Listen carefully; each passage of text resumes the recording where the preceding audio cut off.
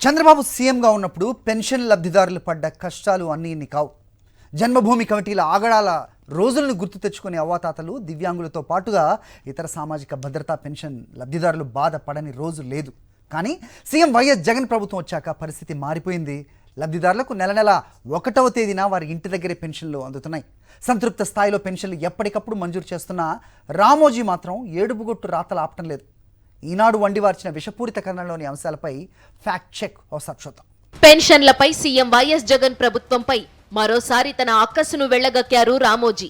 ప్రతి నెల ఖచ్చితంగా 1వ తేదీనే లబ్ధిదారులందరికీ వారి ఇంటి దగ్గరకే పింఛన్ అందుతోంది.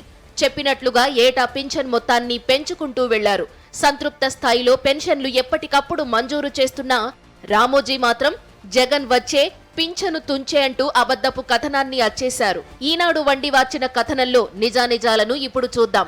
గత తెలుగుదేశం ప్రభుత్వంలో సామాజిక భద్రత పింఛను లబ్ధిదారులకు స్వర్ణయుగమే అని గొప్పలు చెప్పుకుంటోంది ఈనాడు. దీంట్లో అసలు నిజం ఏమంటే 2014లో ఉమ్మడి రాష్ట్రం విడిపోయే నాటికి విభజిత ఆంధ్రప్రదేశ్లో 43,11,000 మంది పెన్షన్ లబ్ధిదారులుండేవారు. 2019 అసెంబ్లీ ఎన్నికలకు 6 నెలల ముందు కూడా రాష్ట్రంలో కేవలం 39 లక్షల మంది లబ్ధిదారులు మాత్రమే ప్రతి నెల పెన్షన్ తీసుకునేవారు. కానీ సీఎం వైఎస్ జగన్ ప్రభుత్వం గత 55 నెలల్లో ఏకంగా 29,51,760 మందికి కొత్తగా పెన్షన్లు మంజూరు చేసింది.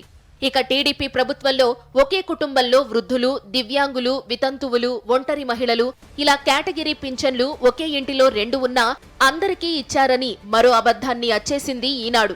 వాస్తవం ఏమంటే 2014లో చంద్రబాబు సీఎంగా బాధ్యతలు తీసుకున్న వెంటనే ఒక కుటుంబంలో ఒకరికి మాత్రమే పెన్షన్ పొందేందుకు అర్హులు అంటూ అప్పటి ప్రభుత్వం ఆదేశాలు జారీ చేసింది.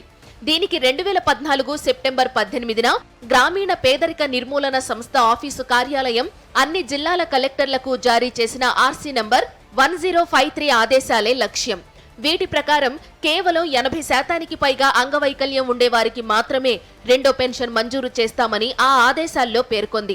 కానీ ముఖ్యమంత్రి వైఎస్ జగన్ దివ్యాంగుల కేటగిరీలో పెన్షన్లు పొందే అందరికీ 2వ పెన్షన్ మంజూరుకు వీలు కల్పించడంతో పాటు కొత్తగా ఎయిడ్స్ వ్యాధిగ్రస్తులకు, అన్ని రకాల దీర్ఘకాలిక వ్యాధిగ్రస్తులకు కూడా 2వ పెన్షన్ మంజూరుకు వీలు కల్పించారు. ఇలా వైఎస్ జగన్ ప్రభుత్వం కొత్తగా కల్పించిన వెసులుబాటు వల్ల రాష్ట్రంలో 3,53,645 మంది ఒకే ఇంట్లో 2వ పెన్షన్ కూడా పొందుతున్నారు.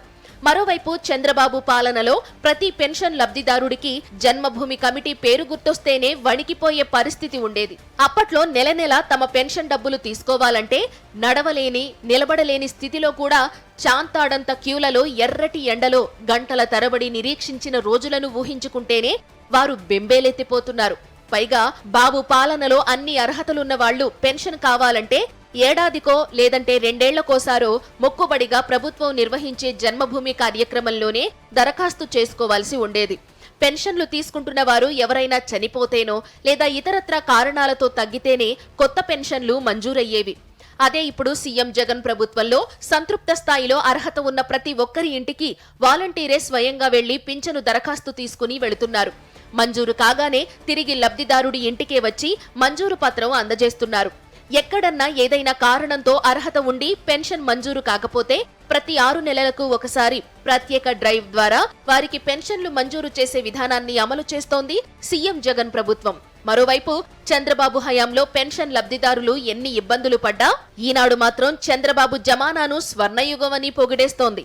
అలాగే అవ్వాతాతలు, దివ్యాంగులు, ఒంటరి మహిళలు, దీర్ఘకాలిక వ్యాధిగ్రస్తులు, ఇతర చేతి వృత్తిదారుల పట్ల పూర్తి మానవత్వంతో పెన్షన్లు మంజూరు నుంచి ప్రతి నెల టంచనుగా 1వ తేదీనే లబ్ధిదారుల ఇంటి దగ్గరే పంపిణీకి జగన్ ప్రభుత్వం తీసుకున్న చర్యలు ఈనాడుకు బూటకపు విధానాలుగా కనిపిస్తున్నాయి.